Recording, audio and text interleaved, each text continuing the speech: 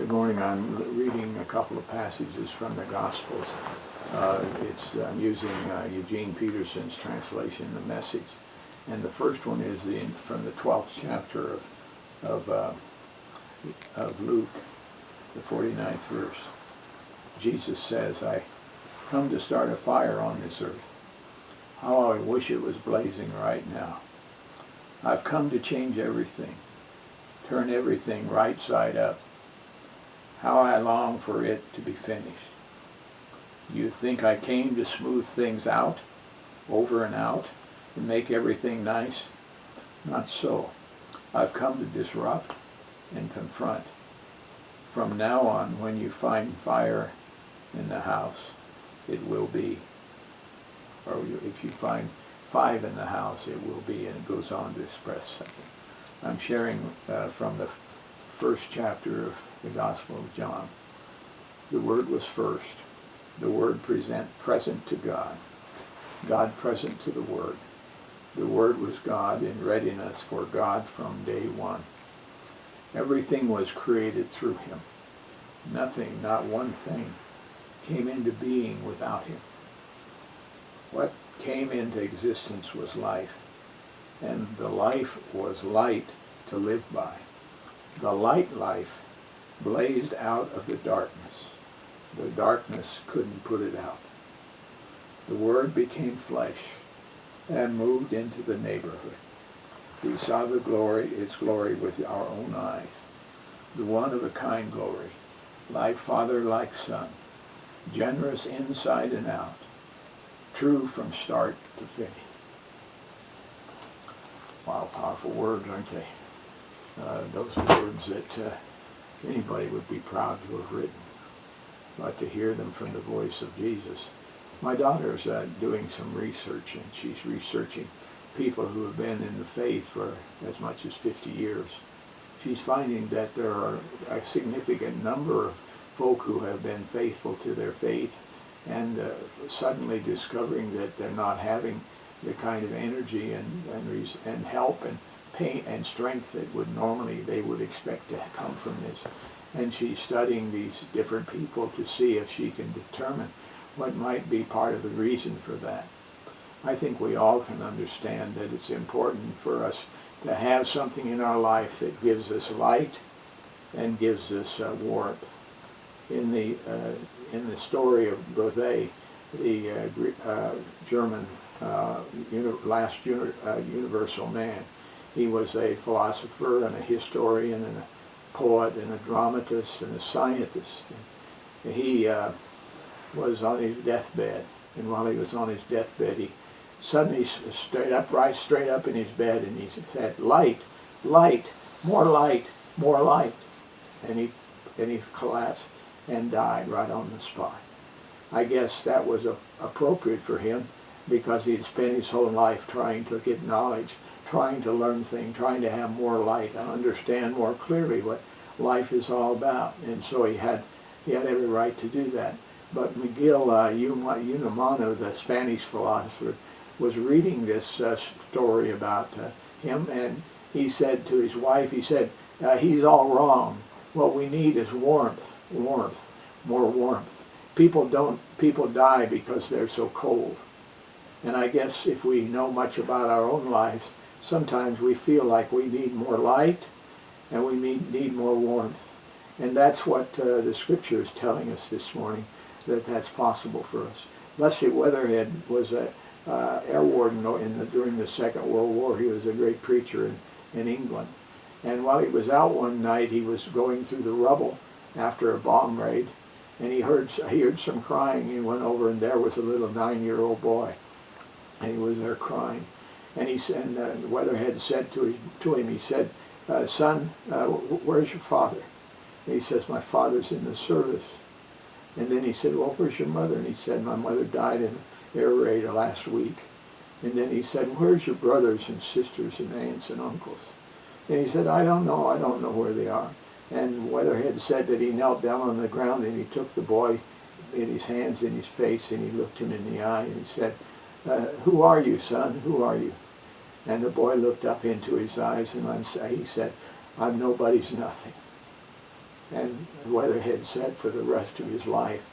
The passion and the feeling of, I'm nobody's nothing, really struck him and worked with him. And that's where some of us are. We feel like we're nobody's nothing, and what we need some light, and we need some warmth to tell us that we matter, that we matter to, and the Scripture says that's something for us. You know the old story of light and fire. We understand, if we think about it, why it's so important, because it's the fire that provides the light, and it's the fire that provides the warmth, that gives us a sense that we are not alone, that we matter. And the story is that from the very beginning of time, there was this sense that if you're going to get the light, you had to seize it. And I guess it starts with the very first stories of the gods on Mount Olympus. The Greeks saw them there, and they were all up on the mountain, and they didn't care about what was going down in the valley. The slime of the humankind was down there, and they had no use for them. And they wanted to stay up in the mountain, clear of all those kinds of things. But one of the gods was a god named Prometheus. And Prometheus had one difference from all of the other gods. He had compassion. And he looked down and he saw the humans down there and how desperate they were for some kind of warmth and some kind of light. And so he stole some of the fire from Mount Olympus, and he took it down and he gave it to human beings. And the human beings got it. Well, when the gods found out about it, they were really angry, and they brought Prometheus before them, and Juniper sentenced him to be on the Isle of Comatius. And while he was there, he was chained to a rock, and a vulture ate at his liver all of the time. And what it's saying is that the gods don't want us. And if we're going to get light and if we're going to get warmth, we got to seize it. And that's even said to some degree, implied in the gospel or in the book of Genesis, where the evil one comes to the first human beings and said, you know, God doesn't want to give you anything. If you're going to have to get it, if you want what really is there, you got to steal it. You got to steal it. And so that's the story that's run through almost all faiths, that if we're going to get to God, somehow we got to accomplish getting to God. But the story of the New Testament and the story in this scripture that I read today is that God comes to us. He doesn't come the other way. You know, the first light that we can think of is when Moses was out there in the desert, and all of a sudden he saw the burning bush, and the bush didn't extinguish, and he heard the voice of God come from the bush saying, hey, you got a project that I want you to work on. God came to him. And then if you go to where Elijah was up on the mountain with the prophets of Baal, and they were crying, and they were trying to seize God and get the light and the fire to come down on the altar. And then when it came Elijah's time, he just kind of opened his hands and said, God, send the light, or send the fire. And the fire came down and consumed things. And in the book of Acts, we find the story of how at Pentecost, it was the fire that came. It came down and blessed the people. They didn't have to seize it. It was there to bless them.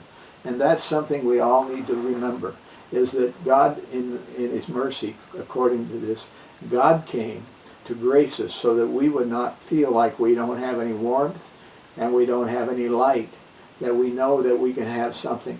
So why is it that sometimes we get so disturbed and we don't feel this sense of knowing that there's a God that cares, a God that warms our heart, a God that wants to give us insight?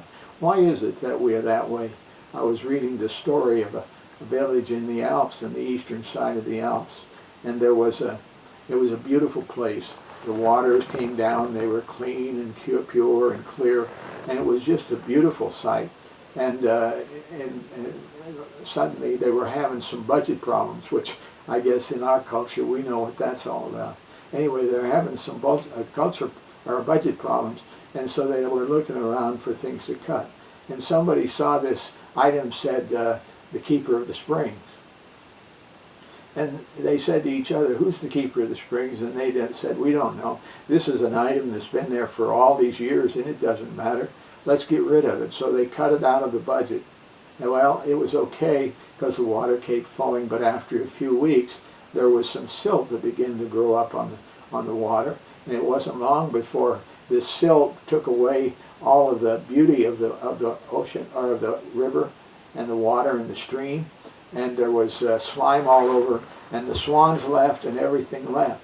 And they wondered why it was, and then they found out that the keeper of the springs was the guy who was way up in the mountains, and he went around and he cleaned out all the slime and the slush and took it all out so that so that the water could still flow purely and clearly. That's it. And so they immediately put him back on the job. And after a few weeks, it started to clear up, and it became the beautiful tourist attraction that it had been. But it had to be taken care of by the keeper of the spring. And one of the reasons I think that we don't find the warmth and the love and the light that we need is because we've let our spring be covered up, and we're not taking care of having somebody come and clean out the streams so that the light and the warmth can come to us. I'm praying that this morning you'll understand that Jesus comes. Now, we don't have to go to him. He comes to us to grace us so that we will have the warmth and the light that we need. I'm praying that God will let that happen for you this morning. May God bless you.